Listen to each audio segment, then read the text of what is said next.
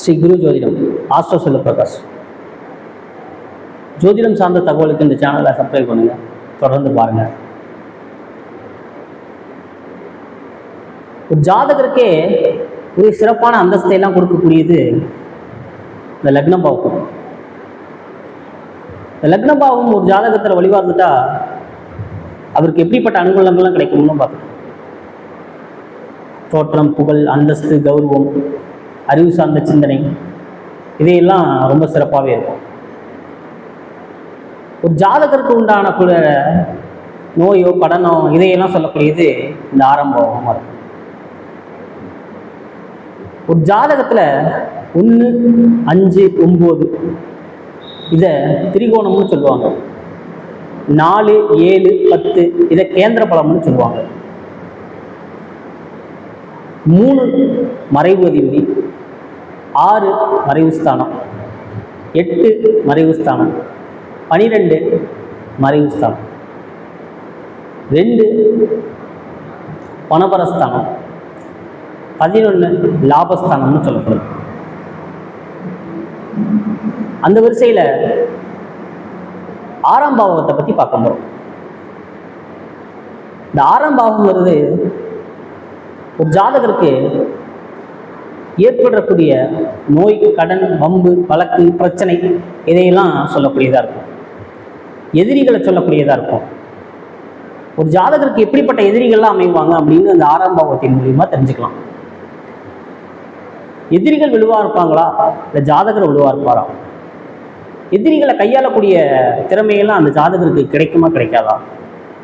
எதிரிகள் மொழி எப்படி தீர்மானிக்கிறது அப்படின்னு இந்த 6ஆம் பாவத்தின் மூலியமா தெரிஞ்சுக்கலாம்.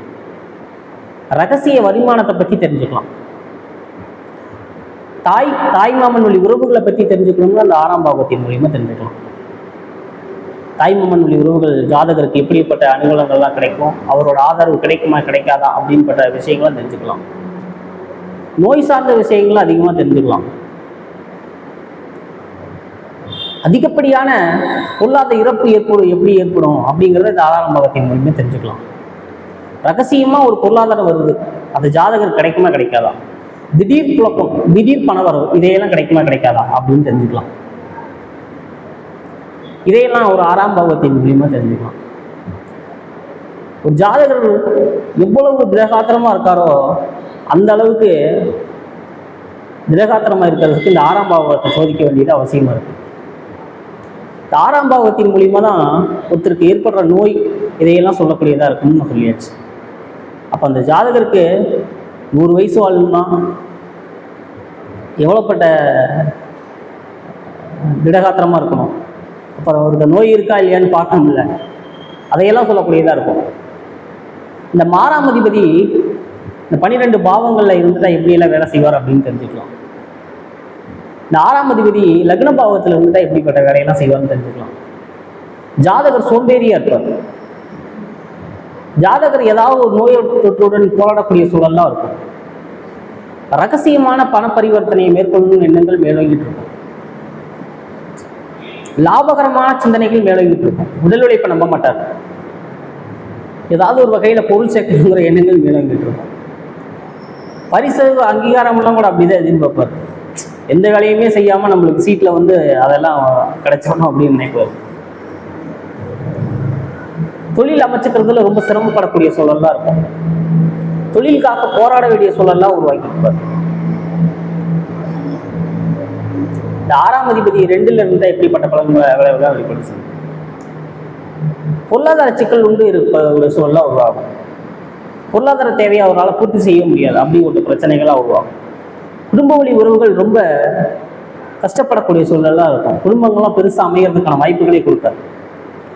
அப்படி கொடுத்தாலும் குடும்பத்தில் ஏதாவது சண்டை சச்சரவுகளோடு இருக்கக்கூடிய சூழல்லாம் உருவாகும். கருத்து முரண்பாடு இருக்கும். நான் ஒன்று சொல்கிறேன், நீ ஒன்று சொல்கிறேன் அப்படின்னு தெற்கையும் மேற்கையும் ஓடிக்கிட்டு இருக்க மாதிரி, கிழக்கையும் மேற்கையும் ஓடிக்கிட்டு இருக்க மாதிரி குடும்பங்கள் பிரிஞ்சு போகிற சூழல்லாம் உருவாக்கி, கடன் பற்றக்கூடிய சூழல்லாம் உருவாக்கிட்டு இருக்கோம். வருமானத்தை சேமிக்க முடியாத நிலைமையெல்லாம் உருவாக்கி கொடுத்துட்டு இருக்கோம். 6ஆம் அதிபதி 3ல் இருந்தால் இப்படிப்பட்ட வேலையெல்லாம் செய்யக்கூடியவராக இருக்கும். ஜாதகர் தைரியம் வீரியத்தில் ரொம்ப குறைவு விட்டு இருப்பார். தைரியம்னா என்னன்னு கேட்பார். அப்படிப்பட்ட ஒரு சூழல்ல இருக்கும்.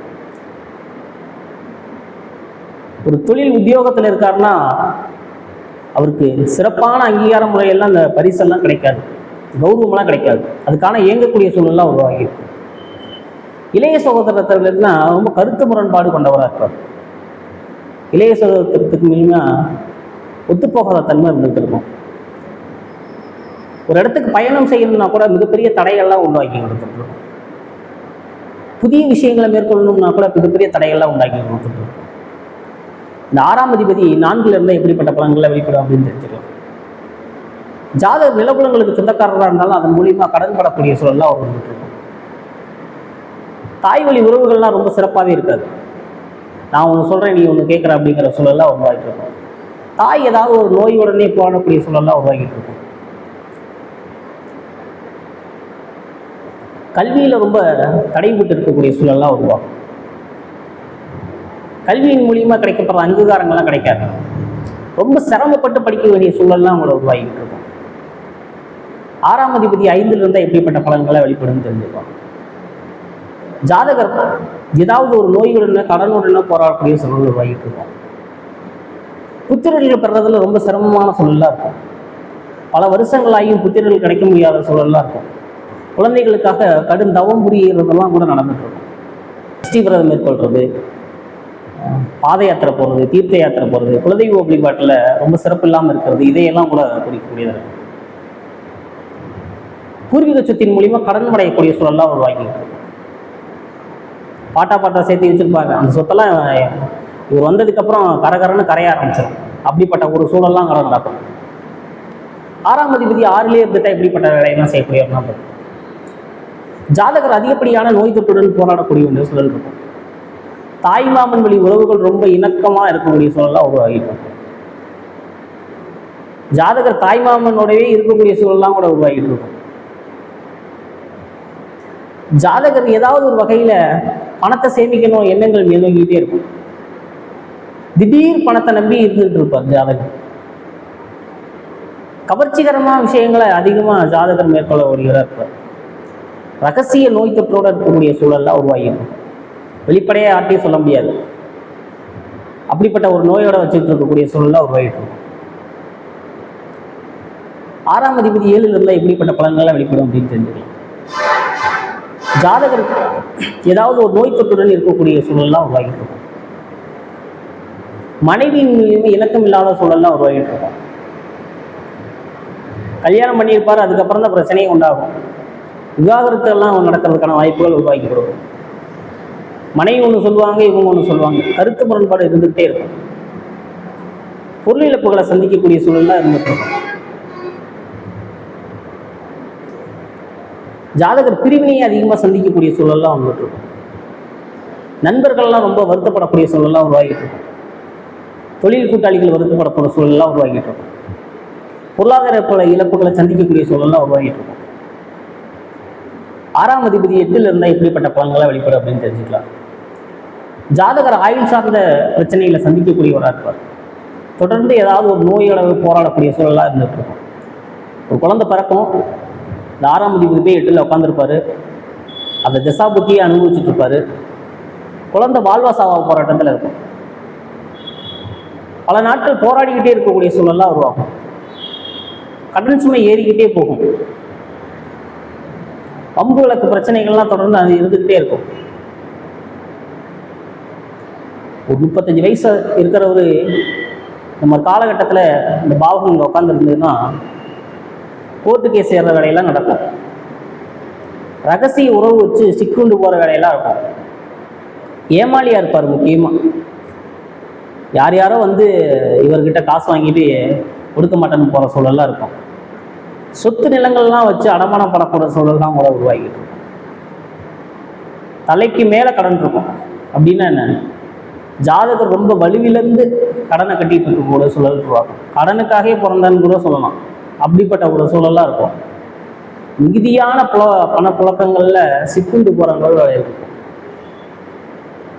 6ஆம் அதிபதி 9ல் இருந்தால் எப்படிப்பட்ட பலன்கள்லாம் வெளிப்படும் அப்படின்னு தெரிஞ்சுக்கலாம். ஜாதகர் தர்ம காரியங்கள் செய்கிறதுல ரொம்ப தடைப்பட்டுக்கிட்டே இருக்கும்.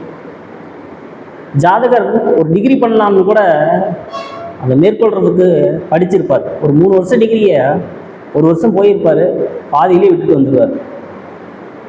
படிக்க முடியாத சூழல் இருக்கும். தந்தை வழி உறவுகள் ரொம்ப சிறப்பாகவே இருக்காது. அவர் ஒன்று சொல்லுவார், தந்தை ஒன்று சொல்லுவார்.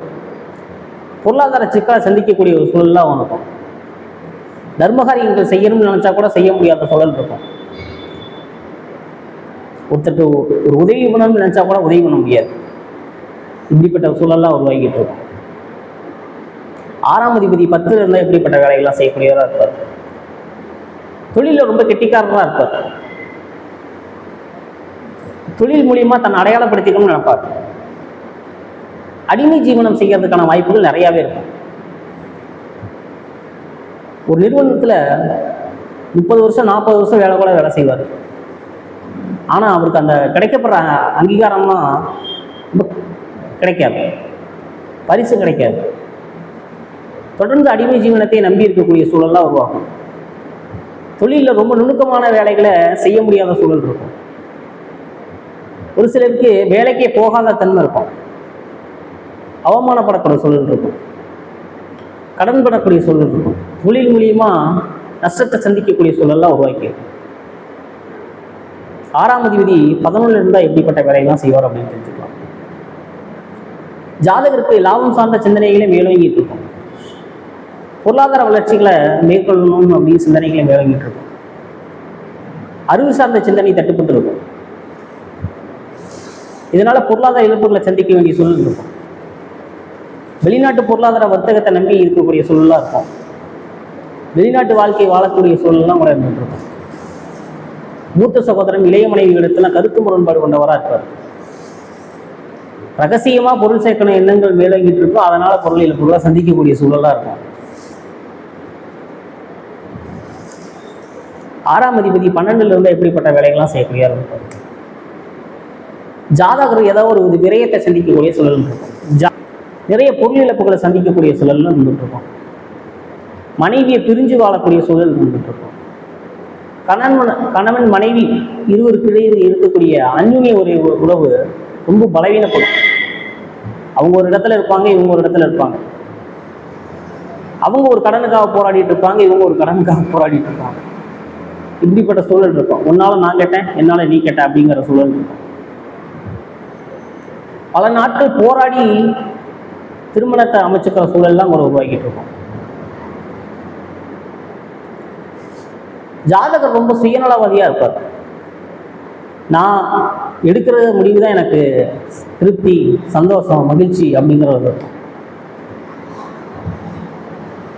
ஒரு ஜாதகத்துல 6ஆம் அதிபதி 6லே இருந்துட்டா ரொம்ப சிறப்பு. எதிர்பாராத பண வரவெல்லாம் கிடைக்க போறோம். எதிர்பாராத சந்தோஷமும் கிடைக்க போறோம். கெட்டவர் கெட்டிட கிட்டிடு ராஜயோகம் அந்த வரிசையில வந்துடும். ஒருத்தருக்கு ஏற்படுற கடன், வம்பு, வழக்கு, பிரச்சனைகள் இதையெல்லாம் சொல்லக்கூடியது அந்த 6ஆம் பாவமா இருக்கும். தொடர்ந்து ஜோதிடம் சார்ந்த தகவலுக்கு இந்த சேனலை பாருங்க. நன்றி.